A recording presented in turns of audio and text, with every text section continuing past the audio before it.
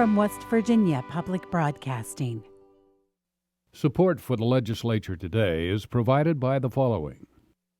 AARP West Virginia, your ally for real possibilities in the Mountain State. Online at aarp.org/WV. The West Virginia Higher Education Policy Commission, working to double the degrees produced annually in our state by 2025 through increased opportunities for West Virginians to earn the credentials today's economy demands. The High Technology Foundation, building a stronger West Virginia. Online at wvhtf.org. At the Legislature today, should West Virginians be able to carry a concealed weapon without a permit? That was the subject of a public hearing held this morning. And West Virginia is on track to join 18 other states that do not have prevailing wage laws after a repeal was approved by the House of Delegates. And the chairs of the House and Senate Energy Committees join us to discuss the ailing coal and natural gas industries. Those stories coming up on the Legislature today.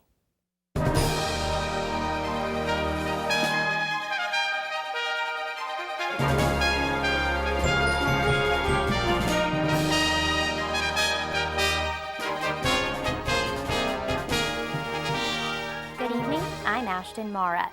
Tonight, West Virginia lawmakers are one step closer to repealing the state's prevailing wage after a vote in the House of Delegates. The wage is the hourly rate and benefits workers are paid on state construction projects.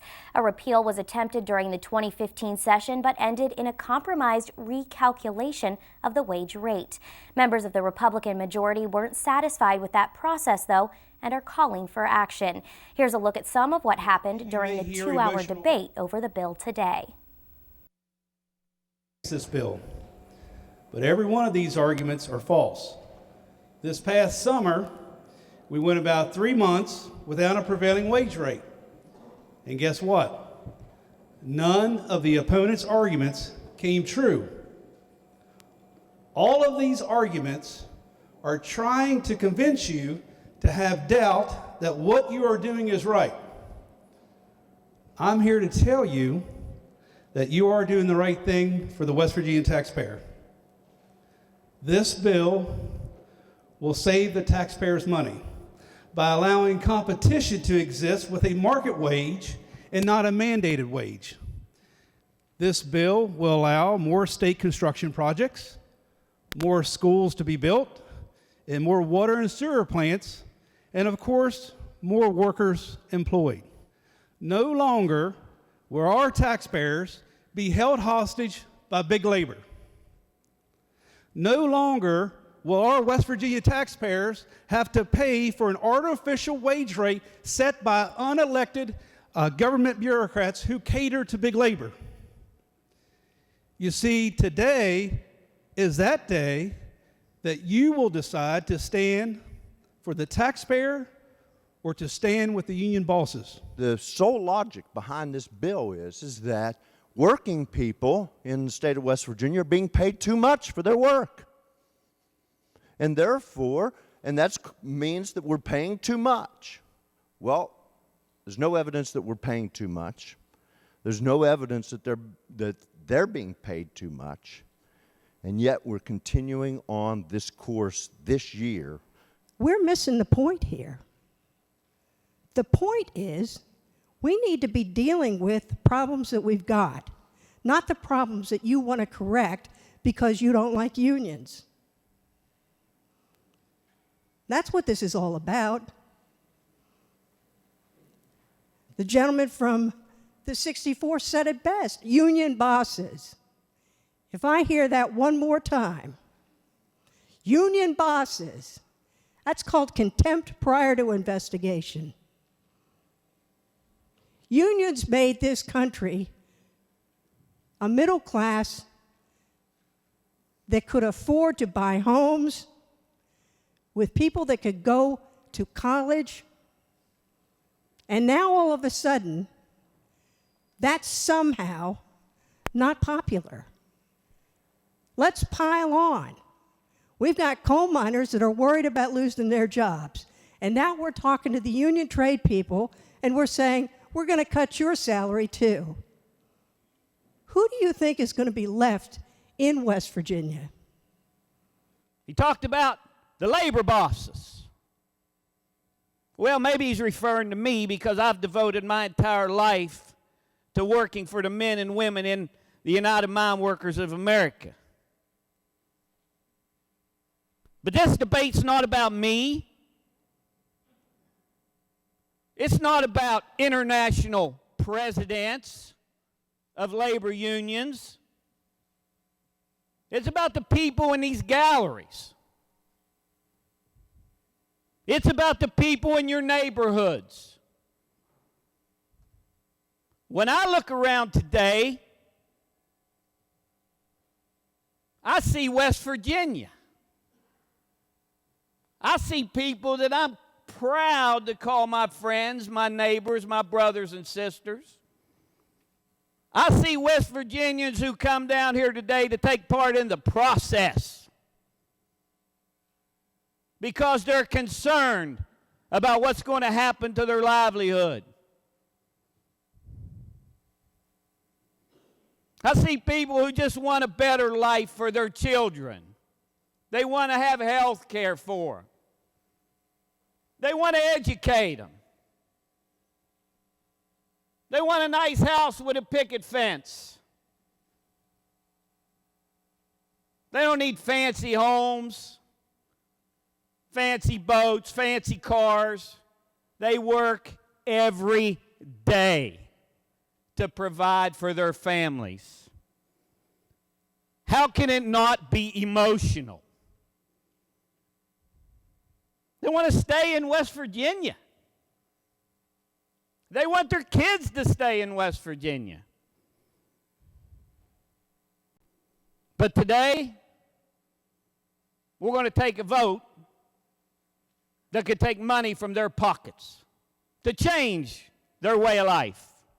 There's been a lot of hyperbole today about this study or that study on both sides. And again, the gentleman from the 7th was actually correct. A lot of times, if you go looking in the right places, you'll get what you want to find. So none of us have a crystal ball in here what's really going to result from this in the future. But one thing I will tell you is it will start getting back to more free market principles, which I believe in. Do we have a true free market in this country or in this state? Very clear that we don't. Because over many, many decades and years, we have incrementally chipped away at free market principles through government intervention in some form or fashion in our economy. I would remind you that under this bill, once this bill passes, the drug and alcohol policy of the state of West Virginia remains the same. The safety and training requirements of the state of West Virginia remain the same. OSHA rules, they remain the same. The engineering specs for a public works project remains the same. The design criteria, the same. Bonding, the same. Qualifications, the same. Insurance requirements, the same. Inspections, the same. The contractors, many times, will be the same contractor. The workers for that contractor, many times, will be the same worker. What changes under this bill? More projects, more jobs, more wages, and the taxpayers treated fairly. Mr. Speaker, the taxpayers can wait no longer. It's time to be fair. Thank you. I urge passage. The House passed the bill to repeal the state's prevailing wage 55 to 44. Senators fast-tracked 4 bills this morning, bills requested by the governor to help balance this year's budget. The Chamber's Finance Committee took up the supplemental appropriations just yesterday and put them to a vote today. They need to pass these bills early, basically to have cash to operate the state going forward this year. Senate Finance Chairman Mike Hall presented the 4 bills to the full Senate, stressing their importance, even though, Hall says, the state is not strapped for cash. We have the money to pay our bills. It's just in the wrong place. And essentially what a supplemental does is make adjustments to where that money is. 3 of the bills move payments for Medicaid and Title 19 senior programs from obligations paid for out of general revenue funds to programs that will be paid for with lottery and excess lottery dollars. The 4th bill also takes nearly $52 million out of the state's rainy day fund and some $6 million out of other cash accounts to balance the 2016 budget. The bills were passed unanimously in the Senate. They now go on to the House of Delegates for its consideration. If the bills are passed, these and other measures that were taken by Governor Tomlin leave lawmakers with $138 million to find to close the estimated $384 million shortfall in the 2016 budget. West Virginia has long been known as an energy state, but now both the state's coal and natural gas industries West Virginia has relied on for income, are struggling. Here this evening to discuss what their committees will do this legislative session to address the changing energy climate are the chairs of the Chamber's energy committees, Delegate Woody Ireland and Senator Greg Boso. Gentlemen, thank you so much for being here. Thank you for having us. Delegate, let's start with a bill that you've spent more than a year now working on. Okay. The bill that died last year in that dramatic vote on the final night in a tied vote. I call it forced pooling, but you always correct me. Where does that bill stand today? You've made some changes. Well, we have been working on that bill, and the fact that it died last session last March perhaps was a good thing, because what it allowed us to do was to go back and clarify some of the things that weren't particularly clear to people, and also put some improvements into that version of the bill, so that we now have a latest and improved version of that particular bill to offer to the legislature this time. And in addition to that, we are looking at an additional concept that would include a subterranean right-of-way, so to speak. We're looking at that to see if that has some validity and how we can make that work if in fact we can. So that bill has not been put back into the so-called hopper yet, but it will be by the end of this week. And I believe it, as I say, is an improvement on last year's bill. It still provides less forced pooling than is currently on the books. So when people say they are against forced pooling, so am I. And so does this bill relieve some of the current pooling requirements that are currently, as I say, currently on the books. So I would hope that folks take a real hard look at this. Property rights people need to look at it. It is an improvement in property rights over what we currently have, and it's something we really need to do to be able to responsibly develop the natural resources that this state depends on. So we had a representative from the West Virginia Mineral Owners Association here earlier this week who spoke, in favor of your bill. Tom Huber, he's been very involved in the process. Absolutely. But then, Senator, he was not satisfied with the bill that you happen to be sponsoring, a different version of this bill, a bill that he calls the EQT bill. It's language that was approved in Pennsylvania, and he's worried, if is passed by this legislature, could take away those rights that he and Delegate Ireland and others have been working on. Do you want to discuss that bill for us a little bit? It hasn't gone anywhere, hasn't even been assigned to your committee yet. Well, we do have it in committee, but it's been assigned to us, but we will be holding it, primarily because it's improper for us to be running one bill regarding pooling while another one's occurring just across the halls of the Capitol. So we're going to wait and see whether or not the other pooling bill comes to fruition. If it does, and we have the opportunity to work with that particular piece of legislation, primarily because there's been a lot of effort expended in that, and we want to make sure that we don't have those efforts wasted. Very good. So, Delegate, 49-49 last year, and the senator seems to be saying we'll wait to see what the House will do. Can you get it out of your chamber this year? Well, I think so. Otherwise, I wouldn't be wasting time on it if I didn't think there was an opportunity to get it done. What the vote will be, obviously, we won't know until somebody punches the red or green button. If you recall, that particular bill and concept passed 60-40 the first time through the House last year. So there were a lot of folks that were, in fact, supportive of the concept. And it got tied up in some political maneuvering on the last night, which I really don't believe had much to do, if anything, with the merits of the bill itself. So I'm hopeful that folks will be able to support this concept this time and do what really is right for West Virginia, both the mineral owners, the surface owners, and the folks that depend on the severance tax associated with the extraction of both coal and natural gas. And it's really the right thing to do. Senator, I want to talk about coal just a little bit. You come from Nicholas County, where the coal industry has taken a real hit. I do. Your county had to lay off county employees last year because of the severance taxes were so low. The collections were so low. That's right. Where do things stand today in Nicholas County? Are they worse? Are they better? The county commissioners have done a wonderful job working diligently, try to arrest the situation that they had. There are several of the sheriff's deputies and other employees that have been brought back, put on the payroll, and so they're back to work. Not the full force, but there's several of them that have been brought back. I'm not sure what the numbers are. I apologize, but I just haven't had a chance to talk with them. But obviously, with the decline in the coal market, we've had a reduction in coal severance taxes. In addition to that, because of the closure of the coal mines, we also have a loss of real property taxes on the equipment that was sitting on those mine sites. When all of those sites are now sitting idle, all the equipment's been removed except for a few pieces that are mopping up, if you will, the reclamation work on those sites. That's a big loss as well to the revenue stream for our individual counties. Well, this is the story all over southern West Virginia. Boone County in particular is going through a really tough time.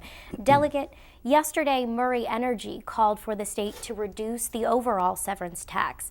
And Governor Tomlin said if we made those cuts, it would cost the state $100 million. $100 million that we just don't have. Are there things that you all are looking at to aid the coal industry? Well, I think there are, and certainly the cut of the severance tax would help the coal industry, but it's probably not very viable from a budgetary standpoint. But in the House Energy Committee tomorrow, we're planning to run the House Bill 4119. And what that bill does is it's basically an intrastate mining and coal use bill. And if that becomes law and stands the test of the court system, what it would do would take EPA out of the regulation of the mining and use of that coal within the boundaries of West Virginia. And I think that'd be a big plus. If we kind of get EPA out of the way sometimes, it would be certainly a significant improvement. Senator, less than a minute left, but what do you think about that proposal? I think it has merit. It's one of those things that we've got to find new opportunities, new ways to take coal and develop it, utilize it here, not just in West Virginia, but what it does is if we take the lead on this, we find ways that other states would take our lead and utilize it in their individual states as well, where they too are being hit by the impact of the EPA regulations and the federal government's overreach. The chairs of the House and Senate Energy Committees, thank you both for being here. Thank you for having us. Thank you very much. Tonight we take you to Jackson and Roane counties to introduce you to members of the West Virginia Legislature.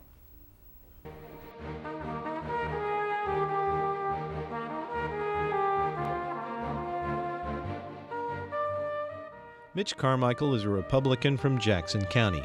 He represents the state's 4th senatorial district. Senator Carmichael was elected to the Senate in 2012 after serving as a member of the House of Delegates. He serves as the Senate's Majority Leader. Delegate Rick Atkinson was appointed to the House of Delegates by Governor Earl Ray Tomlin in 2015. He's a Republican representing the 11th House District from Roane County. Delegate Atkinson replaces Bob Ashley, who was appointed to the state Senate.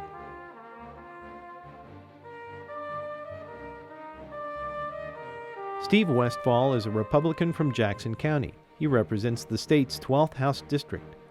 Delegate Westfall was elected to the House in 2012. He serves as the vice chair of both the Insurance and Enrolled Bills committees.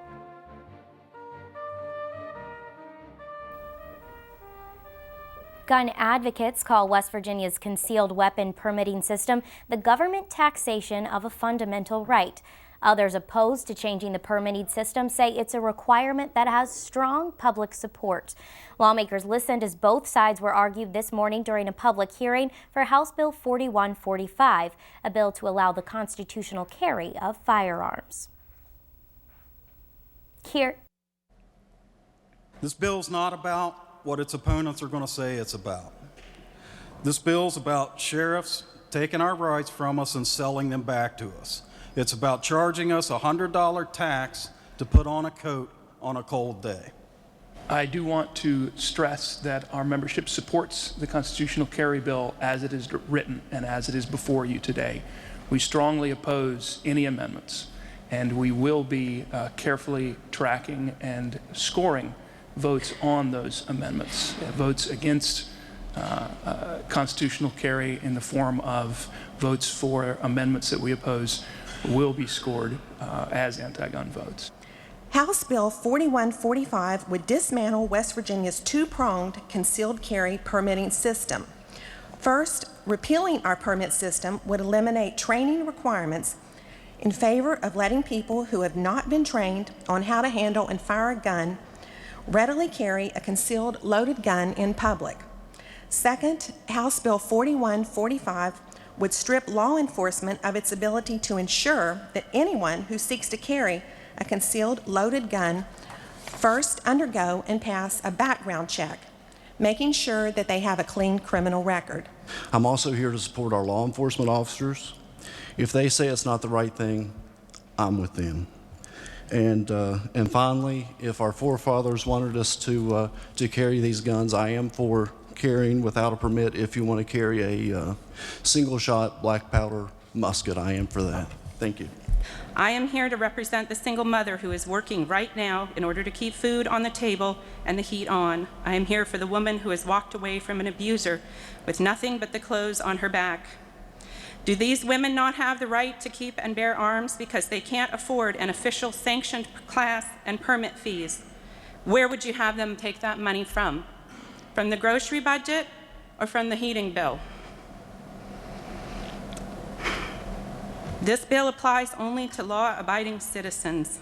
All it does is remove the crime of putting on a coat without first paying to lease your right to protect yourself for 5 years.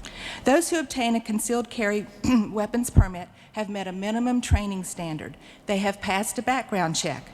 This bill means no training, no background check. Any person with absolutely no idea how to use a gun can conceal a firearm. With every right comes responsibility. We have a right to vote, but we have to register. We have the privilege of driving a car, but we have a rather lengthy licensing process. We think the concealed weapons process permit works. Training and background checks are not obstacles. They are safeguards for the public and for law enforcement. As a certified NRA range safety officer, I assist in firearms classes for mostly women to feel comfortable and competent with using their firearms. I see women on a weekly basis who are eager to learn about safe handling and protecting their families. I also see the same women discouraged, knowing they have done all of this out of love but are unable to because they can't pay for the permit. This should not be. We will continue to hear certain groups saying we need less guns, not more. And they will have statistics and tragic stories of gun crimes to sway you emotionally. But I tell you, the statistics would be lower and the violent crimes fewer if you had more moms with guns. I just want to say that sheriffs are not anti-gun, and we're not against the Second Amendment. We support the Constitution of West Virginia and the United States Constitution. We protect it every day. We believe West Virginia citizens should have the ability to own firearms and carry firearms. Sheriffs also support responsible firearm handling, and we support training. We think that is a very important part of carrying a firearm is training. Criminals, they don't get permits for firearms. They don't care. The criminals and the bad guys, they're carrying guns anyway. They're not paying any attention to any of these permits. This has no effect on the criminals or the bad guys. All this bill does is level the playing field so the people that can't afford a permit can defend themselves when they're approached by people and feel safe. And maybe I can go out on the streets of Charleston and Huntington and Wheeling and wherever and feel safe in my own community like I used to be. House Bill 4145 will soon be taken up for discussion by the House Judiciary Committee. A similar bill was vetoed by Governor Tomlin last year. Tomorrow on the Legislature Today, the chairs of the House and Senate Judiciary Committees join us to discuss their work this legislative session. Senator Charles Trump and Delegate John Schott. This has been the Legislature Today. I'm Ashton Mara. Thanks for joining us.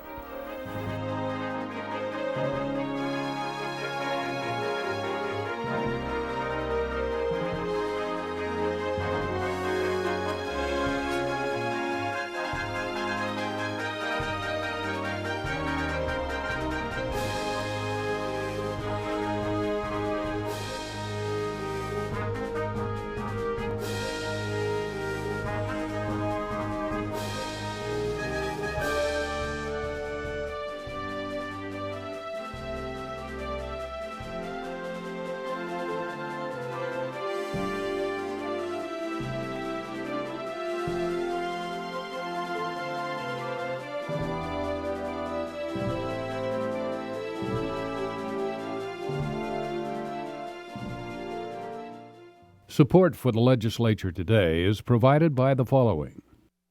AARP West Virginia, your ally for real possibilities in the Mountain State. Online at aarp.org/WV. The West Virginia Higher Education Policy Commission, working to double the degrees produced annually in our state by 2025. Through increased opportunities for West Virginians to earn the credentials today's economy demands. The High Technology Foundation, building a stronger West Virginia. Online at wvhtf.org.